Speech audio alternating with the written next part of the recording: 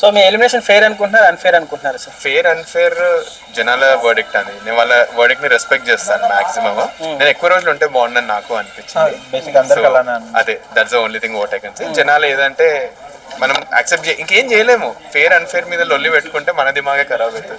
So మర్యాద మనీష్ గారు చాలా మర్యాదగా ఉన్నారని చెప్పేసి హెల్మెట్ చేశారు అనుకోవచ్చు. అంటే ఆ మర్యాద లాంటి బిగ్ బాస్ సెట్ గారు అలాంటి కంటెస్టెంట్లు అనేసి అంత మర్యాదగా ఉంటే మరి నామినేషన్స్ డే రోజు ఎందుకంత హైలైట్ అయింది?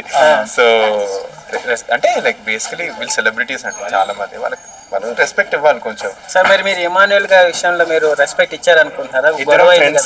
ఇద్దరం ఫ్రెండ్స్ అయిపోయాము, ఇద్దరిగా ర్యాపో ఎస్టాబ్లిష్ అయిపోయింది. గేమ్కి వచ్చేసిన తర్వాత అన్న కూడా నా మీద అటాక్ చేస్తున్నారు.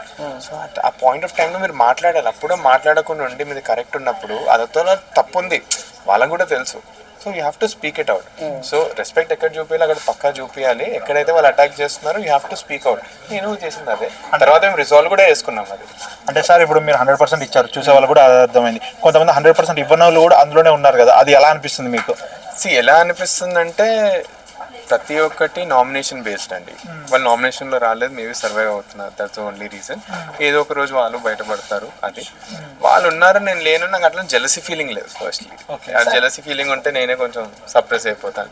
సో చూద్దాం, వాళ్ళు గేమ్ ఇంప్రూవ్ అయితే మంచిది, లేకపోతే వాళ్ళు ఏదో రోజు బయటకు వచ్చేస్తారు. కామన్ మ్యాన్ కి ఈసారి మంచి అవకాశం ఇచ్చారు. అవునండి. బట్ ఆడియన్స్ అందరూ ఈసారి కామన్ మ్యాన్ మీద చాలా కోపంగా ఉన్నారు. ఒక కంటెస్టెంట్ కూడా పర్ఫెక్ట్ కంటెస్టెంట్ లేడు అనేసి. దాన్ని మీరు ఎలా చూస్తారు సార్? ఫస్ట్లీ బయట ఏమైనా ఇంకా చూడలేదు నేను ఎపిసోడ్స్. లోపల మేము ఉన్నప్పుడు అయితే కొంతమంది చాలా బాగా ఆడుతుండే, లైక్ 100% ఇస్తుండే. సెలబ్రిటీస్ కూడా వీళ్ళ మీద ఫోకస్ చేస్తుండే. ఫర్ ఎగ్జాంపుల్ హరీష్ గారి మీద, నా మీద కొంచెం ఇంపార్టెన్స్ పెడుతుండే, వీళ్ళకి ఏం చేంజ్ చేస్తారో అది ఇది అని.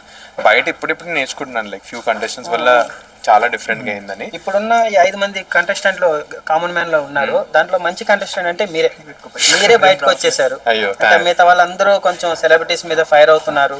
సో దీన్ని ఎలా చూస్తారు సార్? అంటే జెన్యున్ గా ఉంటే బిగ్ బాస్ లో ఉండలేరా? లేదు, జెన్యున్ గా ఉన్నా కూడా మీరు పాయింట్ కరెక్ట్గా పెట్టి టాస్క్ వచ్చినప్పుడు బాగా ఆడి మీ ఒపీనియన్స్ ట్రీట్ చేస్తే లైక్ సస్టైన్ అయిపోతారు. నేను 2 days కొంచెం లో అయ్యాను, నాకు తెలుసు అది. దానివల్లే దాని ఇంపాక్ట్ కూడా అయ్యి ఉంటుంది.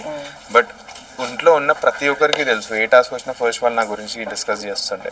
సో ఏం చేయలేము, ఇంకా కొన్నిసార్లు వర్డిక్ని యాక్సెప్ట్ చేయాల్సిందే.